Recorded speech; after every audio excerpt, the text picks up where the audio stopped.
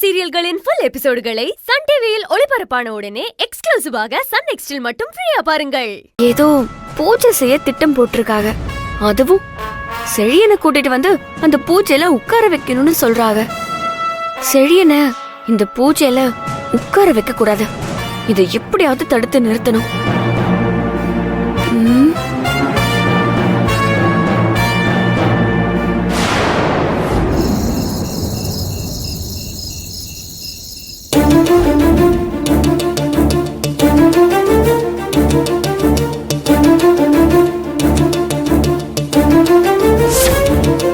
என் பையனோட கல்யாணம் எந்த காரணத்தை கொண்டும் தடைப்பட்டு நின்னுறக்கூடாது.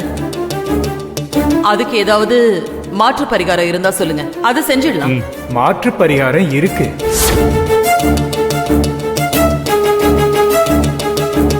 ஒரு புறம் செழியனுக்கும் தியாவுக்கும் திருமணம் செய்ய பிராப்தம் இல்லைன்னு வீட்டுல இருக்கிறவங்க எல்லாருக்கும் தெரிஞ்சும் வேற ஏதாவது பரிகாரம் செஞ்சு மறுபடியும் இந்த கல்யாணத்தை நடத்தலான்னு முடிவு பண்ணிருக்காங்க. இன்னொரு பக்கம் அந்த விஸ்வநாதன், அன்னபூர்ணி, ரேஷ்மா எல்லாரும் சேர்ந்து செழியன் தியாவோட கல்யாணத்தை நிறுத்தணும், ரேஷ்மாவை தான் செழியன் கல்யாணம் பண்ணிக்கணும்னு அவங்க மாந்திரிகரை பார்த்து வசியம் செய்ய போறாங்க. இது எனக்கான வாழ்க்கை, அதையே யாருக்குமே புரிய மாட்டேங்குது. இதுக்குள்ள எத்தனை குழப்பம், எத்தனை பிரச்சனை. இவங்க ரெண்டு பேரையும் ஜெயிச்சு செழியன் எனக்கு தான் சொல்லணும்னு நான் எப்படி எல்லாருக்கும் புரிய வைக்க போறேன்? இந்த போராட்டத்துல எப்படி ஜெயிக்க போறோன்னு தெரியலையே.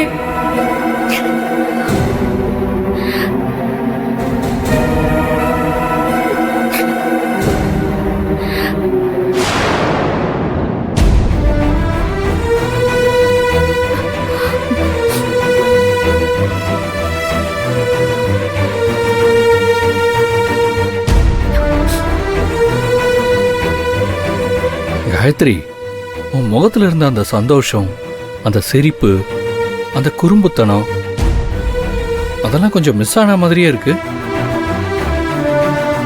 ஏன் ஒரு மாதிரியா இருக்க? எதுக்காக இப்படி கண் கலங்கி இருக்க? நான் இப்படி இருக்கிறதுக்கும் இந்த கண்ணீருக்கும் காரணமே நீங்க தான் செழியா. அந்த கண்ணீருக்கு யார் காரணம்னு தெரிஞ்சாதானே அதை சரி பண்ண முடியும். சின்ன வயசுலயே கடவுளோட ஆசீர்வாதத்தோட உங்களுக்கும் எனக்கும் கல்யாணம் ஆயிடுச்சு. நான் உங்க நினைப்புல இருக்கிற மாதிரி நீங்களும் என் நினைப்புல இருந்திருந்தா இவ்வளவு பெரிய போராட்டத்தை என் மனசுக்குள்ள நடத்த வேண்டியதே வந்திருக்காது. காயத்ரி, நீ அமைதியா இருக்கிறதுனால எதுவுமே மாற போறது இல்ல. உன் போராட்டம் மனசுக்குள்ள நடக்கிறத விட அது வெளியே தெரிஞ்சு நடந்தா தானே அந்த போராட்டம் ஜெயிக்கும்.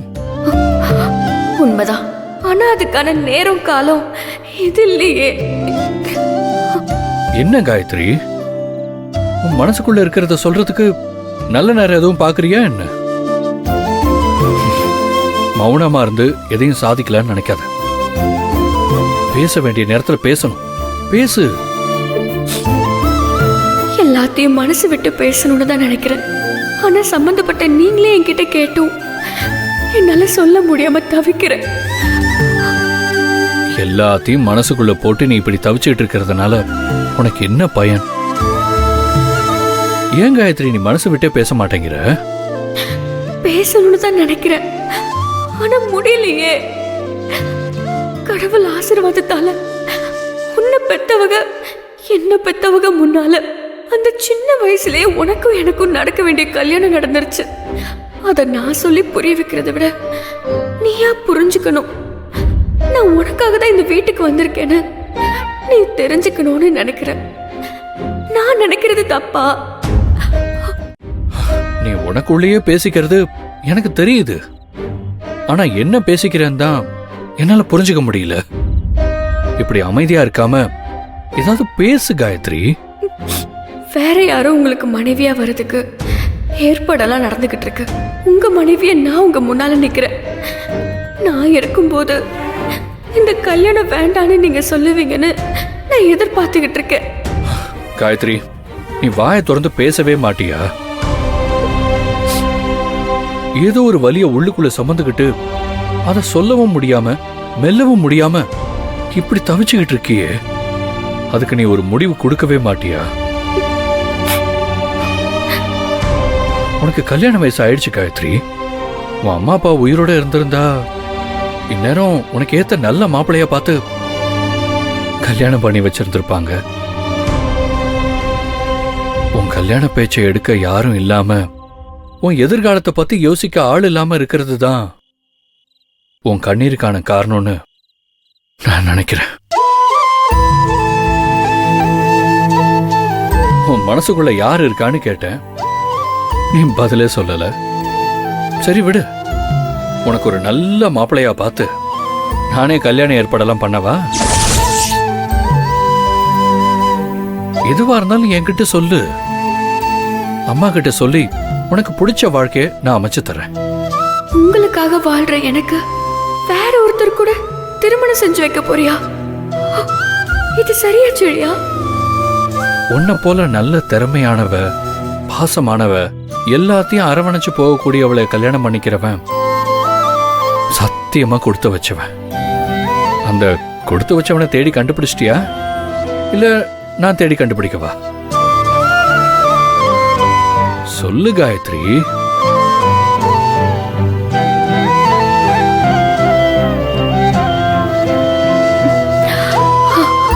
நான் நேசிக்கிறதே உங்களதான். என்ன காயத்ரி, நான் இவ்வளவு தூரம் பேசியும் நீ வாயை திறந்து பதில் சொல்லாம இப்படியே இருந்தா என்ன அர்த்தம்? சாரி செழியன் சார், என்ன மன்னிச்சிருங்க. என்னால இப்போ எதுவுமே சொல்ல முடியல. எது எப்ப நடக்கணுமோ அது அப்ப நடக்கட்டும். என்ன கட்டாயப்படுத்தாதீங்க, என்ன விட்டுருங்க.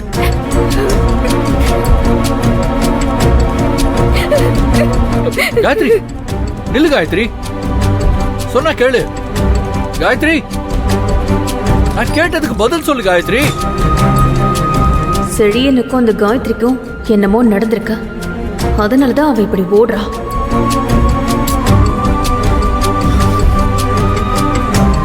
செழியன் அந்த வேலைக்காரர்கிட்ட போய் கெஞ்சுறான்னா அவங்களுக்குள்ள கண்டிப்பா என்னமோ நடந்திருக்கு.